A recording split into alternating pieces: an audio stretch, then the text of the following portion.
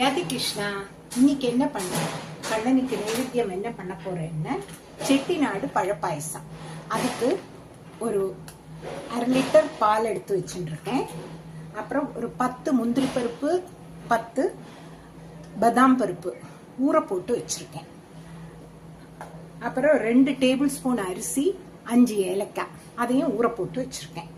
அப்புறம் பழங்கள் எங்கிட்ட இருக்கிற பழம் நீல கிரேப்பு, பச்சை கிரேப்ஸ், ஆப்பிள், கொஞ்சம் மாதுளம் பழம், இவ்வளவு வச்சு இன்னைக்கு பண்ணலாம்.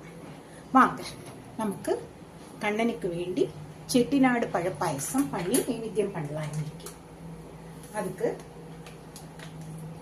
முதல்ல பாலை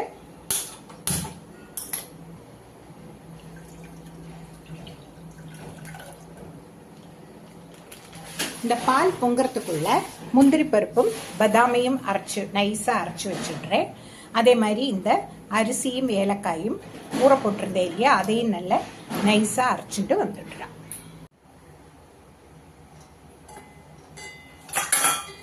இதுக்கு பார்த்தேன்னா பால் நல்ல பொங்கி சூடாயாச்சு. அடுத்தது இதுல அரிசி ஏலக்காய் முதல்ல அரைச்சு வச்சிருந்தேன் இல்லையா, அதை விட்டுக்கலாம். விட்டு அடுப்ப சிம்மில் வச்சிருந்தா போறோம். பொறுமையா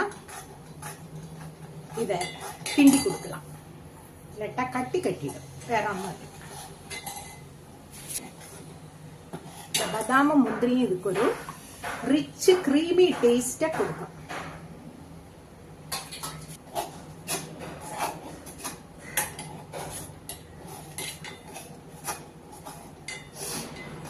நம்ம வீட்டுல குட்டி கிருஷ்ணனுக்கு இன்னைக்கு பருப்பு சாதம் தான் நைவேத்தியம் பண்றேன்.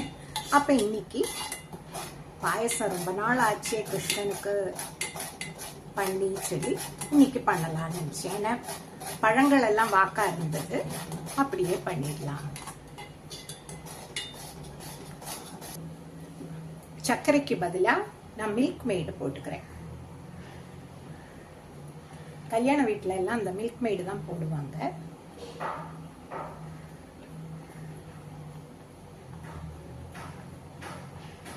ரெண்டு கரண்டி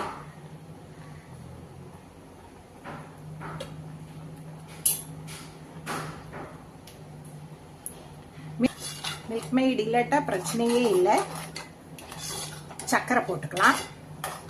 சர்க்கரை சுகர் பேஷண்ட்ஸ் இருக்காங்கன்னா சர்க்கரை வேண்டாம்னா குழந்தைகளுக்கு சர்க்கரை போட்டு கொடுக்கலாம். பெரியவாளுக்கு சர்க்கரைக்கு பதிலாக டேட்ஸை கூட அரைச்சு விட்டுக்கலாம். ஆயிடுத்து நான் அடுப்பு அணைச்சாச்சு. இது நல்லா ஆறட்டும். ஆறுன அப்புறம் இதுல பழங்களை போட்டு சுவாமிக்கு நைவேத்தியம் பண்ணலாம். இது இப்ப நல்ல ஆறியாச்சு. இது ரொம்ப கட்டி ஆயிடுத்து, அதனால கொஞ்சம் காய்ச்சி ஆற வச்ச பாலை விட்டுக்கிட்டேன்.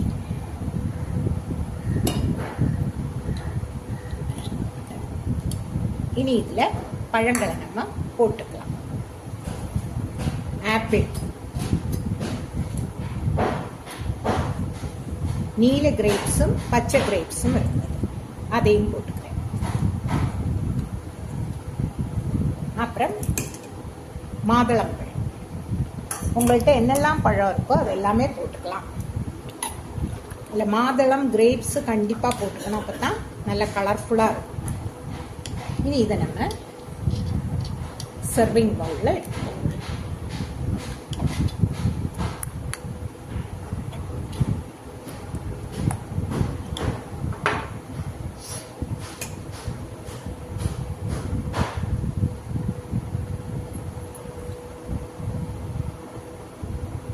கொஞ்சம் தண்ணியா வேணும்னா கொஞ்சம் கூட பால் விட்டுக்கலாம்.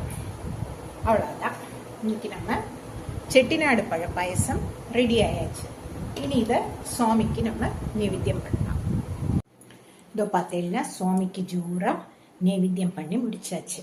குட்டி கிருஷ்ணனுக்கு, லட்டு கோபாலுக்கு இன்னைக்கு செட்டிநாடு பழப்பாயசமும் பருப்பு சாதமும்.